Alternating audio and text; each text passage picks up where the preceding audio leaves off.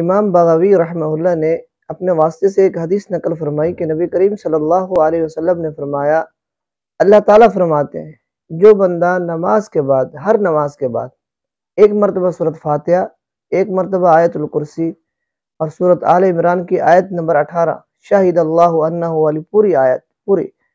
اور اس کے بعد سورۃ آل عمران کی آیت نمبر 26 اور آیت نمبر 27 قل اللہم مالک الملک سے لے کر وَتَرْزُقُ مَن تَشَاءُ بغیر حساب تک یہ کلمات پڑھ لے تو اللہ تعالیٰ فرماتے ہیں میں اس بندے کے لیے جنت میں ایک ٹھکانہ بناؤں گا اور دن میں 70 مرتبہ اس پر نظر کرم فرماؤں گا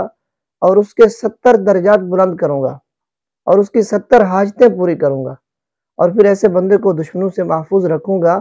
اور اس پڑھنے والے کو اس کے ہاتھ سے دین پر دشمن پر فتح عطا فرماؤں گا۔ اس حدیث میں جو 70 کا ہندسہ ہے، یہ عربی میں 70 کا ہندسہ کثرت کے لیے بولا جاتا ہے، مراد صرف 70 نہیں ہوتا بلکہ کثرت مراد ہوتی ہے، یعنی اللہ تعالیٰ اس کے پڑھنے والے پر بہت زیادہ رحمتیں فرمائیں گے۔